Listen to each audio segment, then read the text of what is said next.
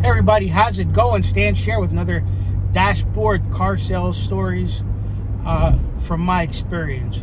So I want to speak on another experience that we had, which was a big thing. And just to let everybody know, I am not racist, I'm not prejudiced about certain cultures. I have an appreciation for every culture out there. I live in a multicultural environment. Okay, I love the different foods, and I'm blessed that I've been able to experience a lot of different cultures in my day. And so there's a lot of really beautiful things, a lot of beautiful traditions. However, there is a specific culture or two that is heavily populated in the area that we live in.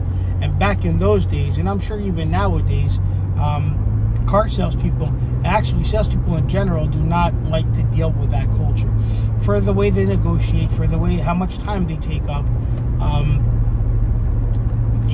from actually doing business. They come in, they test drive the car, they know what they want, they'll shop 20 dealers, and they'll try to get the best deal because naturally it's in their DNA to do that. It's where they come from, and I'm okay with that because from a salesperson standpoint, it was rough because you'd make a flat, you'd grind every deal, and it would take you a day to make $75, and it sucked, but they were good at bringing you back referrals and more business.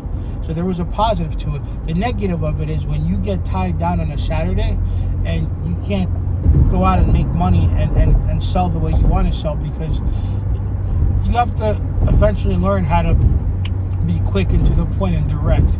However, I will say this, something that I've learned on the BDC end of things is I love those customers on the BDC end of things, because when you make an appointment with them, they're very prompt.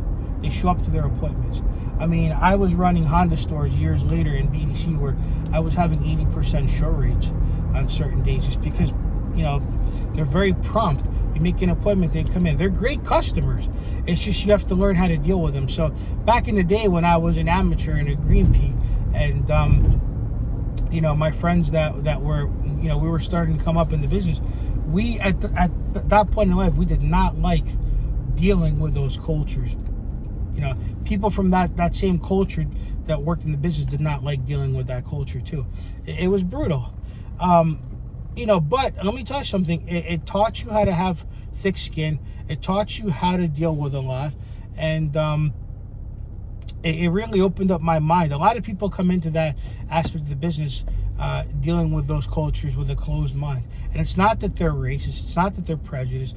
It's not that they're discriminatory. It's just the way that they get treated and how much time they have to waste and invest into nothing. So, and again, I'm not going to mention the cultures because I'm not trying to make this into a racist or prejudiced video, but that's what we dealt with. And I'll never forget this. I'll never forget, how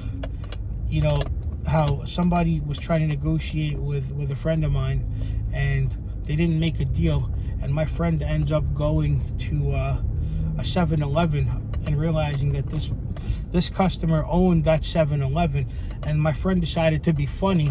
He grabbed like $100 worth of like candy and snacks, put everything on the counter, and when the guy rang him up, it was like $100 worth, and he goes, "I'll give you 30 for it." And then the guy got offended, and he goes, "How does it feel?" Like it was funny, but it actually happened. And then they cursed each other out, and that was that, But he felt like giving that person the same nightmare of an experience as he got. But at the end of the day, if you realize there's if you just work smarter, and technology's allowed us to work smarter. Technology and process has allowed us to weave between stuff.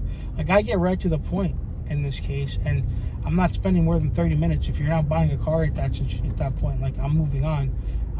And I think that's something that we've been able to, those of us that have gotten good in the business have been able to move on past the nonsense aspect of it. And at the end of the day, they're great people. They got great food. They got a great, beautiful culture. Got a lot of friends that come from that background, you know. But that's a stigma that we have in the car business.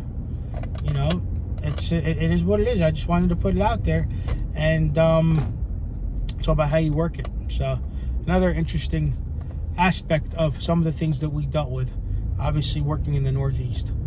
I'll see you guys in the next one. Thanks.